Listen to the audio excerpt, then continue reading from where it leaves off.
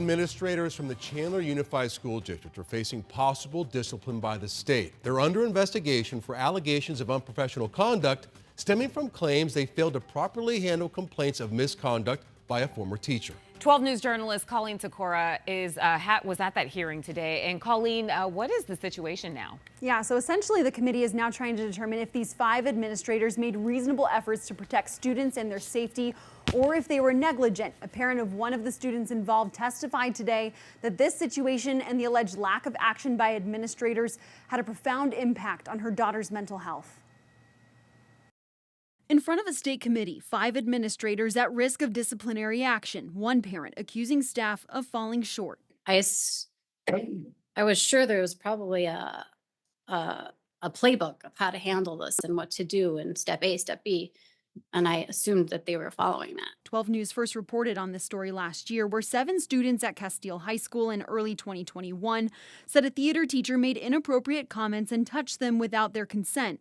But now the attention is on the 5 administrators then employed at Chandler Unified as they face the Professional Practices Advisory Committee. The question is, did staff make reasonable efforts to protect students and their safety, or were they negligent? That same parent, who 12 News is not showing to protect the student, says her daughter's mental health was affected. She felt guilty that she had come forward. She felt isolated. The kids in the school felt that her and the other students that went forward were at fault for a favored teacher in being in this situation. An assistant principal reprimanded the now former teacher, Patrick Power, in a letter. In your opinion, was the letter of direction issued as a reasonable effort to correct Mr. Power's behavior? Yes. There were more complaints. Power was allowed to retire and surrendered his teaching certificate. Ultimately, county prosecutors declined to pursue charges. The state attorney questioning whether the teacher's alleged actions were harmful to the student's learning environment. You had one student that reported to you all that said she had actually dropped out of the class because she didn't want to subject herself to Mr. Power's advances, right? Correct.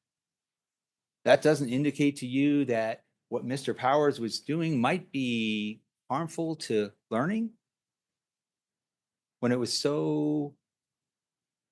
such a big deal for that student that she decided she wouldn't even stay in the class that she'd registered for. Yeah, I don't feel that way. I'm sorry? I don't feel that way. Okay.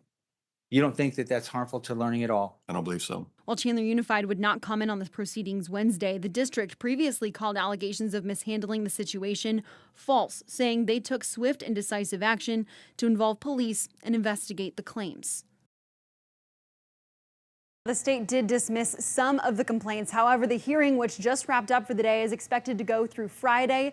Then the committee will make recommendations to the state ranging from no action to revoking their teaching certificates.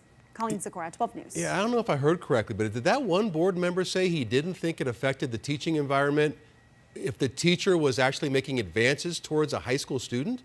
Yeah, so these students actually were even 12. I think they were ranging from, I think Castile actually runs from 7th to 12th grade, if memory is serving me correctly.